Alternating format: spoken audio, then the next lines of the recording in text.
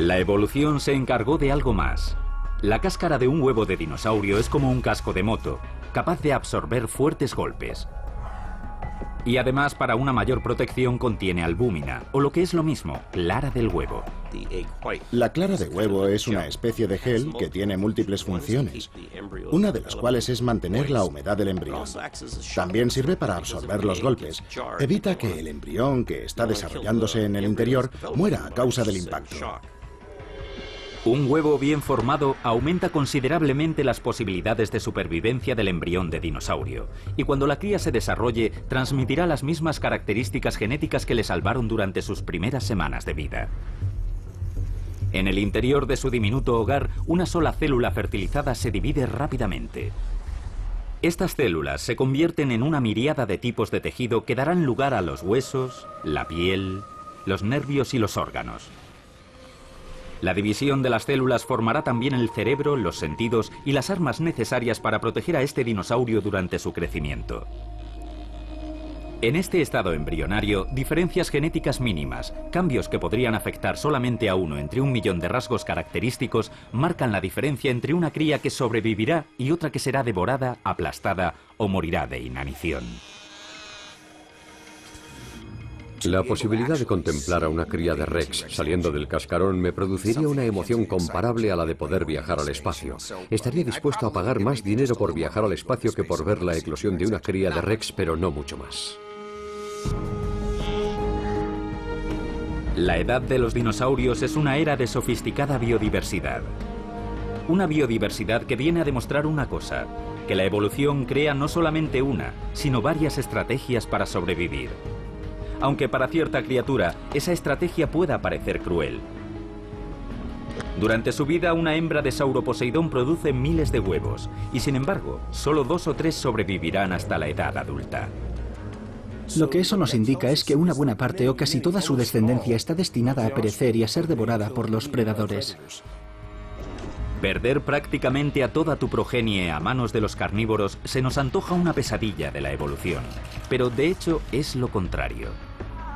Esa única criatura entre 3000 puede que posea ese rasgo característico único que le confiera la habilidad de escapar mientras sus hermanos son devorados. O puede que herede una combinación genética que le permita ser más fuerte, más grande, o puede que un poco más rápido. Los saurópodos construían sus nidos excavando un pequeño agujero con la pata delantera. Depositaban unos pocos huevos, puede que 5 o 6, los tapaban, se marchaban y se olvidaban de ellos. Durante meses, los huevos del Sauroposeidón permanecen sin vigilancia, calentados y protegidos únicamente por la tierra y la vegetación en descomposición. Los nidos se convierten en campos de exterminio. Los depredadores encontraban los nidos y los destruían antes incluso de que las crías saliesen del cascarón. A pesar de todas las amenazas que pesaban sobre ellos, los sauroposeidones prosperaron durante 15 millones de años. Su historia constituye un éxito evolutivo, pero algunos científicos creen que podrían haber llegado todavía más lejos. Si tuviese que crear un supersaurópodo, le dotaría de un cerebro mayor, una inversión mínima comparada con los beneficios. Serían solo unos pocos kilos de más en una criatura de 50 toneladas. Dotándole de mayor inteligencia podría poner en práctica cuidados parentales, ser más inteligentes y dedicar más recursos a aumentar todavía más de tamaño. Aumentar de tamaño cuando se tiene un peso de 50 toneladas parece imposible, pero no lo es. Si quisiera conseguir un saurópodo de 200 toneladas, empezaría por añadirle 4 kilos más de cerebro. Ningún animal terrestre llegó nunca a alcanzar las 200 toneladas de peso, pero la evolución mantuvo en la brecha a los dinosaurios durante 165 millones de años. Se adaptaron a un mundo sometido a enormes cambios geológicos y a incrementos globales de la temperatura, un mundo en el que casi nada permanecía inalterable. Hasta que un día, de repente, sobrevino el desastre. Los dinosaurios desaparecieron de la faz de la Tierra. Parece que se fueron para siempre sin dejar rastro, pero ¿es ciertamente así? Para los dinosaurios, el ciclo del cortejo, el apareamiento, el nacimiento y la muerte continúa cerca de 200 millones de años, durante los cuales cada generación se ve ligeramente modificada y ligeramente mejorada respecto a la anterior. Estos Goliaths se extienden por todos los continentes y se adaptan virtualmente a todos los entornos del planeta.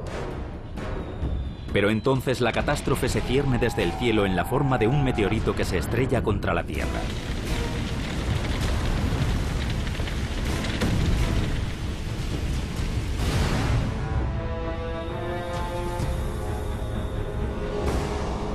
Tras la gran extinción de los dinosaurios, estas criaturas enormes y extraordinarias parecen haber dejado de existir. Pero las cosas no son siempre lo que parecen. Puede que los dinosaurios sigan aquí. Puede que se encuentren todavía entre nosotros. Resulta casualmente que existen pistas de ello por doquier. Un sauroposeidón podía alzar su colosal cabeza hasta una altura de 18 metros, pero esto solo era posible por una razón. Los huesos de su cuello eran muy livianos, huecos en un 85%. Las vértebras cervicales del sauroposeidón tenían casi 1,5 metros de longitud, pero eran casi todo aire. Un T-Rex crecía hasta alcanzar las 7 toneladas de peso, el tamaño de una ballena asesina.